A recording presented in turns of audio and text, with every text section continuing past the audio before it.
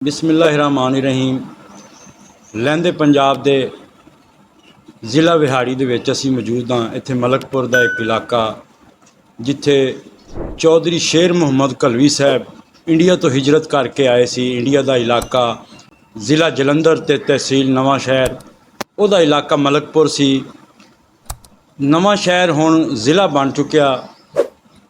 ਉਹਨਾਂ ਦੇ ਬੇਟੇ ਚੌਧਰੀ ਇਰਸ਼ਾਦ ਅਹਿਮਦ ਘਲਵੀ ਸਾਹਿਬ ਸਾਡੇ ਕੋਲ ਅੱਜ ਅਸੀਂ ਉਹਨਾਂ ਕੋਲ ਸਪੈਸ਼ਲ ਟਾਈਮ ਲਿਆ ਕਿ ਅਸੀਂ ਉਹਨਾਂ ਨਾਲ ਕੋਈ ਗੱਲਬਾਤ ਕਰੀਏ, ਕੋਈ ਚੜ੍ਹਦੇ ਪੰਜਾਬ ਦੇ ਲੋਕਾਂ ਦੀਆਂ ਗੱਲਾਂ ਕਰੀਏ, ਕੋਈ ਉਸ ਇਲਾਕੇ ਦੀਆਂ ਗੱਲਾਂ ਕਰੀਏ। ਅਤੇ ਅਸੀਂ ਇਹਨਾਂ ਕੋਲ ਪੁੱਛਦੇ ਹਾਂ ਕਿ ਚੌਧਰੀ ਸਾਹਿਬ, ਜਦੋਂ ਬਰੇ ਸਗੀਰ ਦਾ ਬਟਵਾਰਾ ਹੋਇਆ, ਦੋ ਪੰਜਾਬ, ਲਹਿੰਦਾ ਪੰਜਾਬ ਅਤੇ ਚੜ੍ਹਦਾ ਪੰਜਾਬ ਅੱਡੋ ਅੱਡ ਹੋਏ, ਉਸ ਵੇਲੇ ਤੁਹਾਡੀ ਉਮਰ ਕੀ ਸੀ ਚੌਧਰੀ ਸਾਹਿਬ? ਜਦੋਂ ਪਾਰਟੀਸ਼ਨ ਹੋਈ ਹੈ ਉਦੋਂ ਮੇਰੀ ਉਮਰ 2.5 ਸਾਲ ਸੀ, ਜਦੋਂ ਪਾਕਿਸਤਾਨ ਆਏ। ਅਤੇ ਉਸ ਤੋਂ ਪਹਿਲੇ ਮੇਰੇ ਵਾਲਿਦ ਸਾਹਿਬ ਸਨ ਚੌਧਰੀ ਸ਼ੇਰ ਮੁਹੰਮਦ, ਉਹ ਉੱਥੇ ਮਲਕਪੁਰ ਦੇ ਹੈਗੇ ਸਨ ਰਿਹਾਇਸ਼ੀ, ਅਤੇ ਨੰਬਰਦਾਰ ਵੀ ਸੀ, ਜ਼ੈਲਦਾਰ ਵੀ ਸੀ। ਅਤੇ ਇਲਾਕੇ ਉੱਥੇ ਸਾਡੀ ਬਰਾਦਰੀ ਜਿਹੜੀ ਹੈਗੀ ਹੈ ਉਹ ਤਕਰੀਬਨ 2 ਜ਼ਿਲ੍ਹਿਆਂ ਦੇ ਵਿੱਚ ਤਕਸੀਮ ਸੀ। ਮਤਲਬ ਦਰਮਿਆਨ 'ਚ ਜ਼ਿਲ੍ਹਾ ਹੁਸ਼ਿਆਰਪੁਰ, ਜ਼ਿਲ੍ਹਾ ਜਲੰਧਰ ਦੋਨੋਂ ਮਿਲਦੇ ਸਨ। ਕੁਝ ਆਬਾਦੀ ਹੁਸ਼ਿਆਰਪੁਰ ਦੇ ਵਿੱਚ ਸੀ, ਕੁਝ ਆਬਾਦੀ ਸਾਡੇ ਅਜ਼ੀਜ਼ਾਂ ਦੀ ਬਰਾਦਰੀ ਦੀ ਜਲੰਧਰ ਸੀ। ਤਕਰੀਬਨ ਉਹ ਪਿੰਡ ਦੋਨੋਂ ਸਾਈਡਾਂ ਦੇ ਮਿਲਾ ਕੇ ਤਕਰੀਬਨ 60-70 ਪਿੰਡ ਬਣ ਜਾਂਦੇ ਸਨ। ਅਤੇ ਉਹ ਜਿਹੜੇ ਸਾਲਮ ਦੇ ਸਾਲਮ ਪਿੰਡ ਹੈਗੇ ਸਨ, ਉਹ ਅੱਬਾ ਜੀ ਦੇ ਨਾਲ ਹੀ ਮਤਲਬ ਇੱਥੇ ਪਾਕਿਸਤਾਨ 'ਚ ਆ ਗਏ। ਪਾਕਿਸਤਾਨ 'ਚ ਆ ਕੇ ਆਪਣਾ ਉਹਨਾਂ ਨੇ ਮੌਜ਼ਾ ਘੱਲੂ ਦੇ ਵਿੱਚ ਇੱਥੇ, ਚੂँਕਿ ਪਹਿਲੇ ਸਾਡੀ ਅਜ਼ੀਜ਼ਦਾਰੀ ਹੈ ਸੀ ਲੋਧਰਾਂ ਦੇ ਵਿੱਚ, ਜਿਹੜੇ ਸਾਡੇ ਕਰੀਬੀ ਅਜ਼ੀਜ਼ ਸਨ। ਅੱਬਾ ਜੀ ਇੰਡੀਆ ਤੋਂ ਆ ਕੇ ਉਹਨਾਂ ਕੋਲ ਮਤਲਬ ਰਹਿੰਦੇ ਵੀ ਹੁੰਦੇ ਸਨ, ਮਿਲਦੇ ਵੀ ਸਨ, ਅਤੇ ਫਿਰ ਚਲੇ ਵੀ ਜਾਂਦੇ ਸਨ। ਜਦੋਂ ਵਾਪਸ ਆਏ ਇੱਥੇ ਪਾਕਿਸਤਾਨ 'ਚ ਆਏ, ਉਦੋਂ ਉਹਨਾਂ ਨੇ ਮਤਲਬ ਕੁਝ ਅਰਸਾ, ਕੋਈ ਮਹੀਨਾ ਕੁ ਉੱਥੇ ਮਖਦੂਮ ਅਲੀ ਦੇ ਰਹਿ ਕੇ ਸਰਵੇ ਕੀਤਾ, ਅਤੇ ਉਹ ਫਿਰ ਘੱਲੂ ਦਾ ਇੰਤਖਾਬ ਕੀਤਾ। ਅਤੇ ਜਿੰਨੀ ਫਿਰ ਬਰਾਦਰੀ ਹੈਗੀ ਸੀ ਉਹ ਸਾਰਿਆਂ ਨੂੰ ਨਾਲ ਲੈ ਕੇ ਉਹ ਘੱਲੂ ਦੇ ਵਿੱਚ ਆ ਕੇ ਬਹਿ ਗਏ। ਕਿਉਂਕਿ ਮੁਹਾਜਰਾਂ ਨੂੰ ਰਕਬੇ ਦੀ ਅਲਾਟਮੈਂਟ ਜਿਹੜੀ ਹੈ ਉਹ ਸਨ 52 ਦੇ ਵਿੱਚ ਸ਼ੁਰੂ ਹੋਈ ਹੈ। ਅਤੇ ਪਹਿਲੇ ਜਿੰਨਾ ਹੈਗਾ ਸੀ ਉਹ ਇੱਕ ਗੌਰਮੈਂਟ ਨੇ ਫਾਰਮੂਲਾ ਬਣਾਇਆ ਸੀ, ਜੀ ਕਿੱਲਾ ਮਤਲਬ ਪਰ ਹੈਡ ਏਕੜ, ਅਤੇ ਉਹ ਉਹਨਾਂ ਨੇ ਦੇ ਦਿੱਤੇ ਜਿੰਨੇ ਹੈਗੇ ਸੀ। ਅੱਬਾ ਜੀ ਨੇ ਉਹਨਾਂ ਲੋਕਾਂ ਨੂੰ ਆਪਸ 'ਚ ਜੀ, ਉਸ ਵੇਲੇ ਮੁਹਾਜਰਾਂ ਨੂੰ ਰਕਬਾ ਅਲਾਟ ਨਹੀਂ ਸੀ ਹੋਇਆ ਪੱਕਾ, ਉਹ ਸਨ 52 ਦੇ ਵਿੱਚ ਅਲਾਟਮੈਂਟ ਹੋਈ। ਪਹਿਲੇ ਹੈਗਾ ਸੀ ਪਰ ਹੈਡ ਦੇ ਹਿਸਾਬ ਰਕਬਾ ਦਿੱਤਾ। ਅੱਬਾ ਜੀ ਨੇ ਫਿਰ 2-2 4-4 ਕੁਨਬਿਆਂ ਨੂੰ ਇਕੱਠਾ ਕਰਕੇ ਨਾ ਵੀ ਤੁਸੀਂ ਮੁਸ਼ਤਰਕਾ ਕਾਸ਼ਤ ਕਰੋ, ਮੁਸ਼ਤਰਕਾ ਆਪਣਾ ਉਹਨੂੰ ਤਕਸੀਮ ਕਰ ਲਓ। ਉਹ ਗੁਜ਼ਾਰਾ ਲੈ ਕਰਦੇ ਰਹੇ। ਬਾਅਦ ਦੇ ਵਿੱਚ 52 'ਚ ਅਲਾਟਮੈਂਟ ਹੋਈ, ਅਤੇ ਫਿਰ ਸਾਰਿਆਂ ਨੂੰ ਉਹਨਾਂ ਦੀ ਜਿੰਨੇ ਵੀ ਮੁਹਾਜਰ ਥਾਣੇ ਮਿਸਰ 'ਚ ਬੈਠੇ ਨੇ, ਤਕਰੀਬਨ ਕੋਈ 40 ਕੁ ਪਿੰਡ ਹੈਗੇ ਨੇ ਜਿਹੜੇ। ਅੱਛਾ, ਥਾਣਾ ਮਿੱਤਰੂ ਉਹਦੇ ਵਿੱਚ ਹਦੂਦ 40 ਪਿੰਡ, 40 ਤੋਂ ਵੀ 50 ਹੋਣਗੇ ਪੰਜਾਬੀਆਂ। ਹਾਂ, ਪੰਜਾਬੀਆਂ ਦੇ ਜਿਹੜੇ ਜਲੰਧਰ ਹੁਸ਼ਿਆਰਪੁਰ 'ਚੋਂ ਆਏ ਨੇ, ਅਤੇ ਉਹਨਾਂ ਦੀ ਅਲਾਟਮੈਂਟ ਅੱਬਾ ਜੀ ਦੇ ਹੱਥ ਨਾਲ ਹੋਈ। ਮਤਲਬ ਕਿਉਂਕਿ ਉਹ ਅਮਲਾ ਵੀ ਇੱਥੇ ਮਿਹਰਬਾਨੀ ਕਰਦਾ ਸੀ, ਤਾਂ ਉਹ ਅਲਾਟਮੈਂਟ ਤੋਂ ਬਾਅਦ ਆਪਣਾ ਰਕਬਾ ਵੀ ਇੱਥੇ ਜਿਹੜਾ ਕਲੇਮ ਆਇਆ ਉਹ ਵੀ ਇੱਥੇ ਸੈਟਲ ਹੋ ਗਿਆ। ਅਤੇ ਕਿਉਂਕਿ ਉੱਥੇ ਇੰਡੀਆ ਦੇ ਵਿੱਚ ਵੀ ਉਹਨਾਂ ਨੇ ਆਉਣ ਤੋਂ ਪਹਿਲੇ ਕੋਈ 2 ਸਾਲ 3 ਸਾਲ ਪਹਿਲੇ ਇਲੈਕਸ਼ਨ ਲੜਿਆ ਸੀ ਜ਼ੈਲਦਾਰੀ ਦਾ, ਜਿਹਦੇ 'ਚ ਉਹ ਕਾਮਯਾਬ ਹੋਏ ਸਨ। ਅਤੇ ਉਹ ਫਿਰ ਇੱਥੇ ਆਉਣ ਨਾਲ ਉਹ ਤਾਂ ਨਾ ਰਹਿ ਗਈਆਂ, ਇੱਥੇ ਉਹਨਾਂ ਨੂੰ ਨੰਬਰਦਾਰੀ ਵੀ ਮਿਲ ਗਈ। ਫਿਰ ਇੱਥੇ ਆ ਕੇ ਚੂँਕਿ ਉਹ ਉੱਥੇ ਵਾਲਾ ਉਹਨਾਂ ਨੇ ਦੇਖਿਓ ਸੀ ਇਲੈਕਸ਼ਨ ਦਾ ਹਿਸਾਬ ਕਿਤਾਬ, ਇੱਥੇ ਉਹਨਾਂ ਨੇ ਆਪਣੀ ਬਰਾਦਰੀ ਨੂੰ ਇਕੱਠੇ ਕੀਤਾ ਵੀ ਕੱਲ੍ਹ ਨੂੰ ਕੰਮ ਆਉਣਗੇ, ਵੋਟ ਮਿਲਣਗੇ। ਅਤੇ ਇਸ ਕਰਕੇ ਉਹ ਫਿਰ ਸਾਰਿਆਂ ਨੂੰ ਉਹਨਾਂ ਨੂੰ ਇੱਥੇ ਐਡਜਸਟ ਕਰ ਲਿਆ। ਅਤੇ ਸਭ ਤੋਂ ਪਹਿਲੇ ਉਹਨਾਂ ਨੇ ਇੱਥੇ ਉਹਨਾਂ ਨੂੰ ਐਡਜਸਟਮੈਂਟ ਤੋਂ ਬਾਅਦ ਸਨ 56 ਦੇ ਵਿੱਚ, 55-56 ਦੇ ਵਿੱਚ ਉਹਨਾਂ ਨੇ ਦੁਕੋਟੇ ਦੇ ਵਿੱਚ ਹਾਈ ਸਕੂਲ ਦੀ ਬੁਨਿਆਦ ਰੱਖੀ। ਚੌਧਰੀ ਸਾਹਿਬ, ਕਿੰਨਾ ਰਕਬਾ ਸੀ ਜਿਹੜਾ ਸਕੂਲ ਵਾਸਤੇ ਵਕਫ ਕੀਤਾ ਗਿਆ ਸੀ? ਇਹ 3.5 ਏਕੜ ਰਕਬਾ ਹੈ। ਰਕਬਾ ਤਾਂ ਉਹ ਜ਼ਿਆਦਾ ਸੀ ਜਿਹੜਾ ਸਾਡਾ ਮਲਕੀਤੀ ਰਕਬਾ ਸੀ, ਉਹ ਹੈਗਾ ਸੀ। ਉਸ ਰਕਬੇ ਦੇ ਵਿੱਚੋਂ 3.5 ਏਕੜ ਸਕੂਲ ਨੂੰ ਉਸ ਵੇਲੇ ਮਤਲਬ ਚਾਰ ਦੀਵਾਰੀ ਕਰਕੇ ਦੇ ਦਿੱਤਾ, ਉਹ ਇੰਤਕਾਲ ਕਰਾਤਾ ਸੀ ਸਕੂਲ ਦੇ ਨਾਲ। ਅਤੇ ਉਹ ਫਿਰ 1 ਅਪ੍ਰੈਲ ਸੰਨ 58 ਨੂੰ ਸਕੂਲ ਦਾ ਪਹਿਲੀ ਕਲਾਸ 6ਵੀਂ 7ਵੀਂ 8ਵੀਂ 9ਵੀਂ 10ਵੀਂ ਇਹ ਕਲਾਸਾਂ ਦਾ ਅਜਰਾ ਹੋ ਗਿਆ। ਬੱਚੇ ਦੂਰ ਨੇੜੇ ਤੋਂ ਜਿਹੜੇ ਮਿੱਤਰੂ ਤੋਂ ਵੀ ਆਉਂਦੇ ਸੀ, ਸਾਡੇ ਕਲਾਸ ਫੈਲੋ ਜਿਹੜੇ 88 ਚੱਕ ਦੇ ਵੀ ਸਨ, ਉਹ ਵੀ ਆਉਂਦੇ ਸੀ ਹਨ। ਯਾਨੀ ਇਹ ਸਕੂਲ 88 ਚੱਕ ਤੋਂ ਵੀ ਪਹਿਲੇ ਦਾ ਬਣਿਆ? 88 ਜਿਹੜਾ ਇਹ ਬਣਿਆ ਹੈਗਾ ਸੰਨ 58 'ਚ, ਲੇਕਿਨ ਉਸ ਵੇਲੇ ਤਹਿਸੀਲ ਮੈਲਸੀ ਦੇ ਵਿੱਚ ਕੋਈ ਹਾਈ ਸਕੂਲ ਨਹੀਂ ਸੀ ਸਿਵਾਏ ਤਹਿਸੀਲ ਹੈੱਡਕੁਆਟਰ ਤੋਂ ਇੱਕ ਹਾਈ ਸਕੂਲ ਸੀ, ਜਿੱਥੇ ਮਤਲਬ ਪਿੰਡਾਂ ਵਾਲੇ ਵਿਚਾਰੇ ਪਹੁੰਚ ਨਹੀਂ ਸੀ ਸਕਦੇ। ਸ਼ਹਿਰ ਦਾ ਸਕੂਲ ਸੀ, ਉਹ ਉਹਨੂੰ ਅਫੋਰਡ ਨਹੀਂ ਸੀ ਕਰਦੇ। ਇਹ ਦਿਹਾਤੀ ਸਕੂਲ ਸੀ, ਆਲੇ ਦੁਆਲੇ ਦੇ ਜਿੰਨੇ ਵੀ ਮਤਲਬ 88 ਦੇ ਬੱਚੇ ਵੀ ਆਉਂਦੇ ਸਨ, 84 ਦੇ 86 ਦੇ ਗੜੇ ਮੋੜ ਦੇ, ਇਹ ਸਾਰੇ ਮੁੰਡੇ ਇੱਥੇ ਆਪਣਾ ਦੁਕੋਟੇ ਆ ਕੇ ਪੜ੍ਹਦੇ ਸਨ ਅਤੇ ਆਪਣਾ ਵਾਪਸ ਜਾਂਦੇ। ਫਿਰ ਉਹਨਾਂ ਨੂੰ ਹੋਸਟਲ ਦੀ ਸਹੂਲਤ ਦਿੱਤੀ। ਹਾਂ, ਉਹਨਾਂ ਨੂੰ ਹੋਸਟਲ ਬਣਾ ਕੇ ਦਿੱਤਾ ਅਤੇ ਉਹਨਾਂ ਨੂੰ ਕਿਹਾ ਵੀ ਤੁਸੀਂ ਘਰੋਂ ਕੋਈ ਸ਼ੈ ਨਹੀਂ ਲੈਣੀ, ਤੁਹਾਨੂੰ ਇੱਥੇ ਰੋਟੀ ਵੀ ਮਿਲੇਗੀ ਅਤੇ ਆਪਣਾ ਤੁਸੀਂ ਸਿਰਫ ਕੱਪੜੇ ਲਾਇਓ ਅਤੇ ਰਹੋ ਇੱਥੇ, ਅਤੇ ਛੁੱਟੀ ਵਾਲੇ ਦਿਨ ਚਲੇ ਗਏ। ਉਹਨਾਂ ਨੂੰ ਫਿਰ ਬਾਕਾਇਦਾ ਇੱਕ ਨੌਕਰ ਰੱਖ ਕੇ ਦਿੱਤਾ, ਬਾਵਰਚੀ, ਜਿਹੜਾ ਉਹਨਾਂ ਦਾ ਸਾਰਿਆਂ ਦਾ ਖਰਚਾ ਸੀ, ਬੱਚਿਆਂ ਦਾ, ਦੂਰ ਵਾਲਿਆਂ ਦਾ, ਜਿਹੜੇ ਰਾਤ ਇੱਥੇ ਰਹਿੰਦੇ ਸੀ ਪੱਕੇ ਹਫਤਾ ਰਹਿੰਦੇ ਸੀ, ਹਫਤੇ ਦੇ ਐਂਡ 'ਤੇ ਚਲੇ ਜਾਂਦੇ ਸੀ। ਉਹ ਸਾਰਿਆਂ ਦਾ ਖਰਚਾ ਅੱਬਾ ਜੀ ਬਰਦਾਸ਼ਤ ਕਰਦੇ ਸੀ। ਅੱਛਾ, ਖਾਣੇ ਦਾ ਖਰਚਾ ਸਾਰਾ ਤੁਹਾਡੇ ਵਾਲਦ ਸਾਹਿਬ? ਖਾਣੇ ਦਾ ਸਾਰਾ ਖਰਚਾ ਅੱਬਾ ਜੀ ਬਰਦਾਸ਼ਤ ਕਰਦੇ ਸੀ। ਉਹਨਾਂ ਨੇ ਇੱਕ ਆਦਮੀ ਰੱਖ ਦਿੱਤਾ ਸੀ ਨਾਲ, ਇੱਕ ਮਾਸਟਰ ਦੀ ਡਿਊਟੀ ਲਾ ਦਿੱਤੀ ਵੀ ਇਹਨਾਂ ਨੂੰ ਤੁਸੀਂ ਸਬਜ਼ੀ ਜੋ ਵੀ ਖਾਣ ਪੀਣ ਦਾ ਸਮਾਨ ਹੈ ਬਾਵਰਚੀ ਨੂੰ ਲੈ ਕੇ ਦੇਣਾ, ਅਤੇ ਜਦੋਂ ਵੀ ਉਹ ਮਤਲਬ ਖਤਮ ਹੋਣ ਦੇ ਨਜ਼ਦੀਕ ਹੋਵੇ ਦੱਸਣਾ, ਅਸੀਂ ਤੁਹਾਨੂੰ ਹੋਰ ਦੇ ਦਿਆਂ। ਉਹਨੂੰ ਬਾਕਾਇਦਾ ਉਹਨਾਂ ਨੂੰ ਆਟਾ ਦਾਣਾ ਜੋ ਵੀ ਹੈ ਸੀ ਨਾ, ਉਹਨਾਂ ਨੂੰ ਦਿੰਦੇ ਰਹੇ। ਚੌਧਰੀ ਸਾਹਿਬ, ਜਿਹੜੇ ਲੋਕ ਮਕਸਦ ਚੜ੍ਹਦੇ ਪੰਜਾਬ ਦੇ ਵਿੱਚੋਂ ਆਏ ਹਿਜਰਤ ਕਰਕੇ ਪਾਰਟੀਸ਼ਨ ਦੇ ਵਕਤ, ਉਹ ਕਾਫੀ ਲੋਕਾਂ ਦੇ ਉੱਥੇ ਹਾਲੇ ਵੀ ਤਲਕ ਵਾਸਤੇ ਮੌਜੂਦ ਆ। ਤੁਹਾਡਾ ਕੋਈ ਤਲਕ ਵਾਸਤਾ ਹੈ ਉੱਥੇ, ਜਿਹੜੇ ਕੋਈ ਲੋਕ ਆਉਂਦੇ ਹੋਣ ਜਾਂ ਤੁਸੀਂ ਗਏ ਹੋਵੋ? ਉਹਦੇ 'ਚ ਇੱਥੇ ਵਾਲੇ ਜਿਹੜੇ ਬੰਦੇ ਆਏ ਨੇ ਨਾ ਮਸ਼ਰਕੀ ਪੰਜਾਬ 'ਚੋਂ, ਹਾਂਜੀ, ਉਹਨਾਂ ਦਾ ਤਲਕ ਵਾਸਤਾ ਇੰਨਾ ਕੀ ਸੀ, ਸਿਰਫ ਆਪਣੇ ਪਿੰਡ ਦੇ ਅੰਦਰ ਜਾਂ ਆਪਣੇ ਅਜ਼ੀਜ਼ਾਂ ਨਾਲ। ਉਹ ਅਜ਼ੀਜ਼ ਤਕਰੀਬਨ ਸਾਰੇ ਇੱਥੇ ਥਾਣਾ ਮਿਜ਼ੂਰ 'ਚ ਕੋਈ 4-10 ਮੀਲ ਇਸ ਪਾਸੇ ਹੋ ਗਿਆ, ਕੋਈ ਚੜ੍ਹਦੇ ਪਾਸੇ ਹੋ ਗਿਆ, ਕੋਈ 5 ਮੀਲ ਕਿਸ ਪਾਸੇ ਹੋ ਗਿਆ। ਇਵੇਂ ਮਤਲਬ ਹੁਣ ਵੀ ਉਹਨਾਂ ਦੀ ਆਪਸ ਵਿੱਚ ਅਜ਼ੀਜ਼ਾਰੀਆਂ ਹੈਗੀਆਂ ਨੇ। ਲੇਕਿਨ ਉੱਥੇ ਚੂੰਕਿ ਜਿਹੜੀ ਇੰਡੀਆ ਗੌਰਮੈਂਟ ਆ, ਉਹ ਚੂੰਕਿ ਪੰਜਾਬ ਦੇ ਇੱਥੇ ਵਾਲਿਆਂ ਨੂੰ, ਪਾਕਿਸਤਾਨ ਵਾਲਿਆਂ ਨੂੰ ਵੀਜ਼ਾ ਨਹੀਂ ਦਿੰਦੀ, ਉੱਥੇ ਕੋਈ ਵੀ ਨਹੀਂ ਜਾ ਸਕਦਾ। ਜਿਹੜੇ ਜਾਂਦੇ ਵੀ ਆ ਇੰਡੀਆ 'ਚ, ਉਹ ਸਿਰਫ ਦਿੱਲੀ 'ਚ ਜਾਂਦੇ ਨੇ ਚਿਸ਼ਤੀ ਦੇ ਦਰਬਾਰ 'ਤੇ, ਚਿਸ਼ਤੀ ਸਾਹਿਬ ਦੇ ਦਰਬਾਰ 'ਤੇ। ਅਤੇ ਸਾਡੇ ਨਾਲ ਕਿਉਂਕਿ ਉੱਥੇ ਦੇ ਜਿਹੜੇ ਸਿੱਖ ਹੈਗੇ ਸਨ, ਉਹਨਾਂ ਦਾ ਵੀ ਤਲਕ ਸੀ ਅੱਬਾ ਜੀ ਨਾਲ, ਹਿੰਦੂਆਂ ਦਾ ਵੀ ਤਲਕ ਸੀ। ਅਤੇ ਉਹ ਫਿਰ 1-2 ਮੁੰਡੇ ਚਲੇ ਗਏ ਕੈਨੇਡਾ।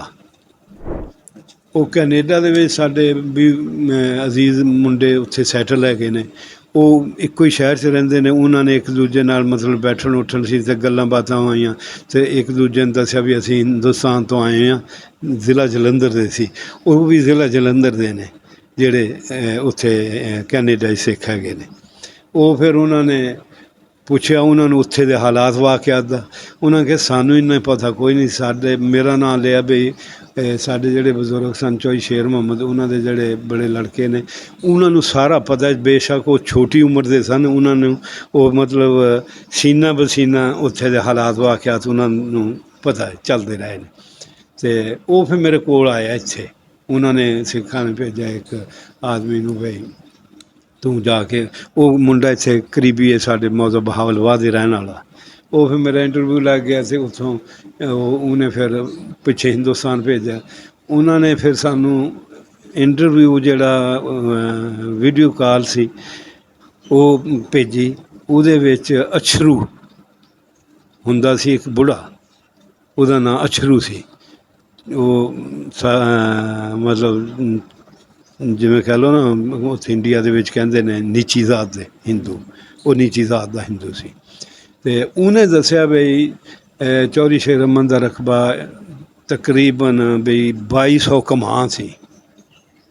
ਇਹ ਵਾਲਾ ਆਲਮ ਵੀ ਕਮਾਂ ਕਿੰਨੇ ਦਾ ਹੁੰਦਾ ਕਿੰਨੇ ਦਾ ਨਹੀਂ। ਤੇ ਸਾਡਾ ਇੱਥੇ ਰਕਬਾ ਜਿੰਨਾ ਸਾਨੂੰ ਮਿਲਿਆ ਹੈ, ਉਹ ਜਿਹੜਾ ਸਾਡਾ ਰਕਬਾ ਬਚ ਗਿਆ ਸੀ ਜਾਂ ਜਿਹੜਾ ਮਾਮਲਾ ਦਿੰਦੇ ਸੀ ਉਹ ਆ ਗਿਆ। ਜਿਹੜਾ ਮੌਜ਼ਾ ਮਲਕਪੁਰ ਦਾ ਰਕਬਾ ਦਰਿਆ ਬੁਰਦ ਹੋ ਗਿਆ, ਉਹਦੀ ਕਿਸੇ ਨੇ ਮਤਲਬ ਬਿਆਨਾਂ 'ਤੇ ਉਹ ਮਾਮਲਾ ਨਾ ਦਿੱਤਾ, ਉਹ ਬਹੱਕੇ ਸਰਕਾਰ ਰਹਿ ਗਿਆ, ਉਹ ਆਇਆ ਹੀ ਨਹੀਂ ਕਲੇਮ ਫਾਰਮ ਦਰਿਆ ਬੁਰਦ ਰਕਬੇ ਦਾ। ਉਹ ਉਹਨਾਂ ਨੇ ਬਾਅਦ ਦੇ ਵਿੱਚ ਅਛਰੂ ਸ਼ਮਾਰ ਦੱਸਦਾ ਸੀ ਬਈ ਅਸਾਂ ਕੇਸ ਲੜਿਆ ਸਨ 1917 ਦੇ ਵਿੱਚ ਉਹਦਾ ਫੈਸਲਾ ਹੋਇਆ ਵੀ ਉਹ ਰਕਬਾ ਜਿੰਨਾ ਹੈਗਾ ਸੀ ਨਾ ਮਲਕਪੁਰ ਦਾ ਕਾਗਜ਼ਾਂ ਦੇ ਮੁਤਾਬਕ 1900 ਜਾਂ 2000? 2000 ਦੇ 17 ਦੇ ਵਿੱਚ ਵੀ ਉਹਦਾ ਫੈਸਲਾ ਹੋਇਆ, ਕਿਉਂ 47 'ਤੇ ਪਾਕਿਸਤਾਨ ਬਣ ਗਿਆ। ਅਤੇ ਉਹ ਕਹਿੰਦੇ ਅਦਾਲਤ ਨੇ ਫੈਸਲਾ ਇਹ ਦਿੱਤਾ ਵੀ ਇਹ ਮੁਸਲਿਮ ਪ੍ਰਾਪਰਟੀ ਹੈ, ਅਤੇ ਮੁਸਲਿਮ ਪ੍ਰਾਪਰਟੀ ਜਾਂ ਤਾਂ ਮਿਲੇ ਹਿੰਦੂ ਨੂੰ ਕਲੇਮ ਦੇ ਵਿੱਚ ਫਿਰ ਮਿਲ ਸਕਦੀ ਆ, ਨਹੀਂ ਤਾਂ ਉਂਝ ਨਹੀਂ ਮਿਲਣੀ ਹੈਗੀ। ਉਹ ਅਦਾਲਤ ਨੇ ਫੈਸਲਾ ਇਹ ਦਿੱਤਾ ਵੀ ਜਿਹੜੀ ਪ੍ਰਾਪਰਟੀ ਹੈ ਨਾ ਦਰਿਆ ਬੁਰਦ, ਇਹ ਸਾਰੀ ਦੀ ਸਾਰੀ ਦਾ ਇੰਤਕਾਲ ਪੰਚਾਇਤ ਦੇ ਨਾਮ ਕਰ ਦਿੱਤਾ ਜਾਵੇ, ਮਲਕਪੁਰ ਦੀ ਪੰਚਾਇਤ ਦੇ ਨਾਮ, ਹੈ ਨਾ, ਜਿਹੜੀ ਉਹਦੀ ਆਮਦਨ ਵੀ ਲਵੇ ਅਤੇ ਉਹਦਾ ਖਰਚਾ ਵੀ ਕਰੇ। ਹੁਣ ਉੱਥੇ ਉਹ ਸਾਨੂੰ ਦੱਸਦੇ ਆ ਵੀ ਅਸੀਂ ਉਹਦਾ ਠੇਕਾ ਦੇ ਦਈਦਾ, ਪੈਸੇ ਲਈਦੇ ਹਾਂ, ਉਹਦੇ ਖਰਚ ਕਰੀਦੇ ਹਾਂ ਪਿੰਡ ਦੀ ਫਲਾਹ 'ਤੇ। ਅਤੇ ਲੇਕਿਨ ਉਹ ਸਾਨੂੰ ਨਹੀਂ ਪਤਾ ਵੀ ਉਹ ਮਤਲਬ ਉਹ ਕਹਿੰਦੇ ਜੀ ਜਿਹੜੇ ਪੰਚਾਇਤ ਦੇ ਮੈਂਬਰ ਹੈਗੇ ਨੇ ਉਹ ਮਤਲਬ ਤਬਦੀਲ ਹੁੰਦੇ ਰਹਿੰਦੇ ਨੇ, ਕੋਈ ਫੌਤ ਹੋ ਗਿਆ, ਕੋਈ ਕਿਸੇ ਪਾਸੇ ਚਲਾ ਗਿਆ, ਉਹਦੀ ਜਗ੍ਹਾ ਨਵਾਂ ਆਦਮੀ ਇੰਤਖਾਬ ਹੋ ਜਾਂਦਾ ਅਤੇ ਉਹ ਫਿਰ ਉਸ ਕਾਰਵਾਈ ਨੂੰ ਚਲਾਉਂਦੇ ਨੇ। ਸਾਹਿਬ ਆਪਣੇ ਪੰਜਾਬ ਵਿੱਚ ਇੱਕ ਪੰਚਾਇਤੀ ਸਿਸਟਮ ਵੀ ਸ਼ੁਰੂ ਤੋਂ ਹੈਗਾ ਸੀ, ਜਿਹਦੇ ਵਿੱਚ ਕੋਈ ਸਰਪੰਚ ਜਾਂ ਜਿਹੜੇ ਗੌਰਮੈਂਟ ਦੀ ਤਰਫੋਂ ਤਾਇਨਾਤ ਕੀਤੇ ਗਏ, ਐਸਾ ਕੋਈ ਤੁਸੀਂ ਦੇਖਿਆ? ਉਹਦੇ 'ਚ ਉਹਨਾਂ ਨੇ ਗੌਰਮੈਂਟ ਨੇ ਜ਼ਿਆਦਾ ਅਖਤਿਆਰ ਦਿੱਤੇ ਉਹ ਸੀ ਜ਼ੈਲਦਾਰਾਂ ਨੂੰ, ਕਿਉਂ ਵੀ ਉਹ ਆਪਣੇ ਜਿਹੜੇ ਉਹਨਾਂ ਦਾ ਹਲਕਾ ਹੁੰਦਾ ਸੀ ਨਾ, ਉਸ ਹਲਕੇ ਦੇ ਸਾਰੇ ਬੰਦਿਆਂ ਨੂੰ ਜਾਣਦੇ ਹੁੰਦੇ ਸੀ। ਅਤੇ ਜਾਂ ਜਿਹੜਾ ਉੱਥੇ ਕੋਈ ਆਦਮੀ ਪੜ੍ਹਿਆ ਹੋਇਆ ਹੁੰਦਾ ਸੀ 10 ਜਮਾਤਾਂ, ਉਹਨੂੰ ਦੇਂਦੇ ਸੀ ਬਈ ਭਾਵੇਂ ਉਹ ਨੰਬਰਦਾਰ ਸੀ, ਉਹਨੂੰ ਕਹਿਣਾ ਬਈ ਇਹਦੇ ਬਿਆਨ ਦੇ ਉੱਤੇ ਇੰਤਕਾਲ ਕਰ ਦਿਓ। ਇੱਕ ਉੱਥੇ ਦੱਸਦੇ ਨੇ ਸਾਡੇ ਕਸਬਾ ਹੁੰਦਾ ਸੀ ਰਾਹੋਂ, ਅਤੇ ਥਾਣਾ ਸੀ ਉਹ, ਉੱਥੇ ਦੇ ਜ਼ਿਮੀਂਦਾਰ ਸਨ ਰਾਜਪੂਤ, ਅਤੇ ਉਹਨਾਂ ਦਾ ਆਦਮੀ ਸੀ ਇੱਕ ਤਹਿਸੀਲਦਾਰ। ਉਹਨਾਂ ਨੇ ਉਹਨੂੰ ਅਖਤਿਆਰ ਦਿੱਤੇ ਹੋਏ ਸੀ। ਉਹਨੇ ਫਿਰ ਜਾਣਾ ਪਿੰਡ 'ਚ, ਉਹਨੇ ਨੰਬਰਦਾਰ ਨੂੰ ਸੱਦਣਾ, ਨੰਬਰਦਾਰ ਨੂੰ ਸੱਦ ਕੇ ਕਹਿਣਾ ਵੀ ਜੇ ਕੋਈ ਫੌਤਗੀ ਹੋਈ ਹੈ ਦੱਸੋ। ਫਿਰ ਉਹਨਾਂ ਨੇ ਅੱਬਾ ਜੀ ਦੀ ਤਸਦੀਕ ਲੈਣੀ, ਉਹਨਾਂ ਨੇ ਕਹਿਣਾ ਜੀ ਇਹ ਠੀਕ ਨੇ ਬੰਦੇ, ਇਹਦੀ ਇਹ ਔਲਾਦ ਹੈਗੀ, ਉਹਦਾ ਇੰਤਕਾਲ ਹੋ ਜਾਣਾ। ਚੋਈ ਸਾਹਿਬ, ਤੁਸੀਂ ਜਦੋਂ ਦੇ ਅਮਲੀ ਸਿਆਸਤ 'ਚ ਆਏ ਹੋ, ਫਿਰ ਤੁਸੀਂ ਇਲੈਕਸ਼ਨ ਵੀ ਲੜੇ, 2-3 ਇਲੈਕਸ਼ਨ ਤੁਸੀਂ ਲੜੇ, ਤੁਹਾਡਾ ਬੇਟਾ ਵੀ ਇਲੈਕਸ਼ਨ ਮੁਸਲਸਲ ਲੜਦਾ ਰਿਹਾ। ਮੁਸਲਿਮ ਲੀਗ ਨੂਨ ਦੇ ਪਲੇਟਫਾਰਮ ਤੋਂ ਤੁਸੀਂ 2 ਇਲੈਕਸ਼ਨ ਲੜੇ ਜਾਂ 1 ਇਲੈਕਸ਼ਨ ਲੜਿਆ? ਮੈਂ ਮੁਸਲਿਮ ਲੀਗ ਦੇ ਪਲੇਟਫਾਰਮ ਤੋਂ 2 ਇਲੈਕਸ਼ਨ ਲੜਿਆ, ਕਿਉਂ ਫਿਰ ਅੱਗੇ ਤਾਲੀਮ ਦੀ ਪਾਬੰਦੀ ਲੱਗ ਗਈ, ਅਤੇ ਫਿਰ ਮੇਰਾ ਲੜਕਾ ਲੜਿਆ, ਅਤੇ ਉਹਦੇ ਵਿੱਚ ਇਹਨੇ ਮਤਲਬ ਤਕਰੀਬਨ 22,000-23,000 ਵੋਟ ਲਿਆ ਸੀ। ਮੈਨੂੰ ਜਿਹੜੇ ਕਾਸਟ ਹੁੰਦੇ ਰਹੇ ਨੇ ਉਹ 15,000, ਕਿਉਂਕਿ ਅਸੀਂ ਪਾਰਟੀਸ਼ਨ 'ਚ ਆ ਕੇ ਮਹਿਦੂਦ ਜਾਂ ਫਿਰ ਤਲਕ ਹੋ ਗਿਆ ਸੀ, ਜਾਂ ਬਰਾਦਰੀ ਦੇ ਲੈਵਲ 'ਤੇ ਹੋ ਗਿਆ ਸੀ, ਅਤੇ ਦੂਸਰਾ ਵਰਕ ਕੋਈ ਨਹੀਂ ਸੀ ਸਾਡਾ। ਅੱਬਾ ਜੀ ਸਨ 52 'ਚ ਇਲੈਕਸ਼ਨ ਲੜੇ ਨੇ MPA ਦਾ, ਜਦੋਂ ਇੰਡੀਆ ਤੋਂ ਆਏ ਨੇ ਉਹ ਮੁਸਲਿਮ ਲੀਗ ਦੇ ਟਿਕਟ 'ਤੇ ਸਨ 52 ਦੇ ਵਿੱਚ ਇਲੈਕਸ਼ਨ ਲੜੇ ਨੇ, ਔਰ ਉਸ ਇਲੈਕਸ਼ਨ ਦੇ ਵਿੱਚ ਉਹ ਮਤਲਬ ਹਾਰ ਗਏ ਸਨ, ਲੇਕਿਨ ਉਹ ਧਾਂਦਲੀ ਹੋਈ ਸੀ। ਉਹਦੇ 'ਚ ਇੱਥੇ ਦੇ ਮੁਕਾਮੀ ਜ਼ਿਮੀਂਦਾਰਾਂ ਨੇ ਮੁਕਾਬਲੇ ਦੇ ਵਿੱਚ ਇੱਕ ਹੋਰ ਮਹਾਜਨ ਨੂੰ ਖੜ੍ਹਾ ਕਰ ਦਿੱਤਾ, ਇੰਡੀਪੈਂਡੈਂਟ ਨੇ, ਵੋਟ ਡਿਵਾਈਡ ਕਰਨ ਲਈ। ਅੱਬਾ ਜੀ ਨੇ ਉਹਨਾਂ ਨੂੰ ਸਮਝਾਇਆ, ਕਹਿਣ ਲੱਗੇ ਤੁਸੀਂ ਇਹਨੂੰ ਨਾ ਉਠਾਓ ਸਾਡੇ ਮੁਕਾਬਲੇ 'ਚ, ਇਹਦੇ 'ਚ ਸਾਡਾ ਵੀ ਨੁਕਸਾਨ ਹੋਣਾ ਹੈ। ਉਹ ਜਦੋਂ ਫਿਰ ਰਿਟ ਪਟੀਸ਼ਨ ਕੀਤੀ ਅਤੇ ਰਿਟ ਮਨਜ਼ੂਰ ਹੋਈ, ਅਤੇ ਫਿਰ ਉਹ ਬਾਈ ਇਲੈਕਸ਼ਨ ਹੋਣਾ ਸੀ, ਫਿਰ ਦੂਸਰਾ ਵੀ ਇਲੈਕਸ਼ਨ ਹੋਣਾ ਸੀ, ਜਿਹੜੀ ਸੀਟ ਲੋਕਲ ਸੀਟ ਸੀ, ਅਤੇ ਮਹਾਜਰ ਸੀਟ ਦਾ ਵੀ ਹੋਣਾ ਸੀ। ਅਤੇ ਫਿਰ ਉਹਨਾਂ ਨੇ ਦੇਖਿਆ ਵੀ ਹੁਣ ਕੰਮ ਖਰਾਬ ਹੋ ਜਾਣਾ, ਅਤੇ ਫਿਰ ਉਹ ਕੰਪਰੋਮਾਈਜ਼ 'ਤੇ ਆ ਗਏ, ਹੈ ਨਾ। ਉਹ ਇਹ ਸਨ 52 ਦਾ ਇਲੈਕਸ਼ਨ ਸੀ। ਉਹ ਤੋਂ ਬਾਅਦ ਸਨ 60 ਦੇ ਵਿੱਚ ਅੱਬਾ ਜੀ ਚੇਅਰਮੈਨ ਯੂਨੀਅਨ ਕੌਂਸਲ ਸੰਡਲ ਬਣੇ ਨੇ, 60 'ਚ ਜਦੋਂ ਪਹਿਲੀ ਯੂਨੀਅਨ ਕੌਂਸਲਾਂ ਬਣੀਆਂ ਨੇ। ਯਾਨੀ ਯੂਨੀਅਨ ਕੌਂਸਲਾਂ ਦਾ ਜਿਹੜਾ ਨਿਜ਼ਾਮ ਆ ਉਹ 1960 'ਚ ਆਇਆ ਪਾਕਿਸਤਾਨ। ਗੌਰਮੈਂਟ ਦੇ ਵਿੱਚ ਆਇਆ ਉਹਨਾਂ ਦੇ, ਤੇ ਫਿਰ ਦੂਸਰੀ ਵਾਰੀ ਵੀ ਬਣੇ ਨੇ ਬਿਲਾ ਮੁਕਾਬਲਾ। ਤੇ ਉਹ ਤੋਂ ਬਾਅਦ ਸਨ 78 79 'ਚ ਬਣ ਗਈਆਂ ਜ਼ਿਲ੍ਹਾ ਕੌਂਸਲਾਂ। ਉਹਦੇ ਵਿੱਚ ਅੱਬਾ ਜੀ ਮੈਂਬਰ ਜ਼ਿਲ੍ਹਾ ਕੌਂਸਲ ਬਣੇ ਪਹਿਲੀ ਦਫਾ। ਤਹਿਸੀਲ ਮੈਲਸੀ ਦੇ ਵਿੱਚ 6 ਮੈਂਬਰ ਸਨ ਤੇ 6 ਮੈਂਬਰਾਂ ਦੇ ਵਿੱਚ ਇੱਕ ਇਹ ਸੀ। ਤੇ ਉਹ ਫਿਰ 83 ਦੇ ਵਿੱਚ ਮੈਂ ਇਲੈਕਸ਼ਨ ਲੜਿਆ, ਮੈਂ ਨਾ ਬਣ ਸਕਿਆ, ਕੈਂਡੀਡੇਟ ਜ਼ਿਆਦਾ ਹੋ ਗਏ। ਫਿਰ ਉਹਦੇ 'ਚ ਦੂਸਰਾ ਆਦਮੀ ਬਣ ਗਿਆ। ਫਿਰ ਮੈਂ 87 'ਚ ਇਲੈਕਸ਼ਨ ਲੜਿਆ, ਮੈਂ ਨਵੀਆਂ ਯੂਨੀਅਨ ਕੌਂਸਲਾਂ ਬਣ ਗਈਆਂ, ਡਿਵਾਈਡ ਹੋ ਗਈਆਂ। ਤੇ 2 ਯੂਨੀਅਨ ਕੌਂਸਲਾਂ, ਪਹਿਲੇ 4 ਯੂਨੀਅਨ ਕੌਂਸਲਾਂ ਦਾ ਹਲਕਾ ਸੀ, ਫਿਰ 2 ਦਾ ਹੋ ਗਿਆ। 2 ਦਾ ਵਿੱਚ ਮੈਂ ਮੈਂਬਰ ਜ਼ਿਲ੍ਹਾ ਕੌਂਸਲ ਬਣਿਆ। ਫਿਰ 87 'ਚ ਮੈਂ ਮੈਂਬਰ ਜ਼ਿਲ੍ਹਾ ਕੌਂਸਲ ਬਣਿਆ। ਅੱਬਾ ਜੀ 87 'ਚ ਫੌਤ ਹੋ ਗਏ ਜੂਨ ਦੇ ਵਿੱਚ, 24 ਜੂਨ ਨੂੰ। ਤੇ ਥੋੜ੍ਹੇ ਅਰਸੇ ਬਾਅਦ ਇਲੈਕਸ਼ਨ ਸੀ ਤੇ ਉਹਦੇ 'ਚ ਮੈਂ ਮੈਂਬਰ ਬਣਿਆ ਜ਼ਿਲ੍ਹਾ ਕੌਂਸਲ। ਤੇ ਉਹ ਤੋਂ ਬਾਅਦ ਫਿਰ 85 ਦੇ ਵਿੱਚ ਇਹ ਜ਼ਿਲ੍ਹਾ ਕੌਂਸਲਾਂ ਥੋੜ੍ਹੀਆਂ ਰਹਿ ਗਈਆਂ, ਮਤਲਬ ਕੰਮ ਥੋੜ੍ਹਾ ਰਹਿ ਗਿਆ, ਵਜ਼ਾਰਤਾਂ ਬਣ ਗਈਆਂ ਤੇ ਕੰਮ ਫਿਰ ਉੱਧਰ ਜ਼ਿਆਦਾ ਚਲਾ ਗਿਆ। ਅੱਛਾ ਚੋਈ ਸਾਹਿਬ, ਇਹ ਤੁਸੀਂ ਜਦੋਂ ਜਿੰਨਾ ਅਰਸਾ ਸਿਆਸਤ ਕਰਦੇ ਰਹੇ, ਜੇ ਸਿਆਸੀ ਅਮਲ ਤੁਹਾਡਾ ਜਾਰੀ ਹੈ, ਤੁਹਾਡਾ ਡੇਰਾਦਾਰੀ ਦਾ ਨਿਜ਼ਾਮ ਚੱਲਦਾ ਪਿਆ, ਲੋਕ ਆ ਰਹੇ ਮੁਖਤਲਿਫ ਕੰਮ ਤੋਂ, ਜ਼ਿੰਦਗੀ ਦਾ ਕੋਈ ਐਸਾ ਕੰਮ ਤੁਸੀਂ ਕੀਤਾ ਹੋਵੇ ਜਿਹਦੇ 'ਤੇ ਤੁਹਾਨੂੰ ਅੱਜ ਵੀ ਫਖਰ ਮਹਿਸੂਸ ਹੁੰਦਾ ਹੋਵੇ ਕਿ ਮੈਂ ਆਹ ਕੰਮ ਕੀਤਾ ਆਪਣੀ ਜ਼ਿੰਦਗੀ ਦੇ ਵਿੱਚ? ਦੇਖੋ ਜੀ, ਅਸੀਂ ਤਾਂ ਜਿਹੜਾ ਹੁਣ ਕੀਤਾ ਹੈਗਾ ਉਹ ਤਾਂ ਸਮਝੋ ਗੌਰਮੈਂਟ ਦੇ ਖਾਤੇ 'ਚ ਜਾਂਦਾ ਵੀ ਅਸੀਂ ਮੈਂਬਰ ਬਣੇ। ਅਸੀਂ ਸਕੂਲ ਵੀ ਬਣਵਾਏ ਨੇ, ਸੜਕਾਂ ਵੀ ਬਣਵਾਈਆਂ ਨੇ, ਸੋਲੰਗ ਵੀ ਲਵਾਏ ਨੇ। 2 ਯੂਨੀਅਨ ਕੌਂਸਲ ਛੋਟਾ ਜਿਹਾ ਹਲਕਾ ਹੁੰਦਾ ਸੀ, ਲੇਕਿਨ ਸਭ ਤੋਂ ਵੱਡਾ ਜਿਹੜਾ ਫਖਰ ਕਰਦੇ ਹਾਂ ਅਸੀਂ ਵੀ ਸਾਡੇ ਵਾਲਿਦ ਸਾਹਿਬ ਨੇ ਹਾਈ ਸਕੂਲ ਬਣਾਇਆ।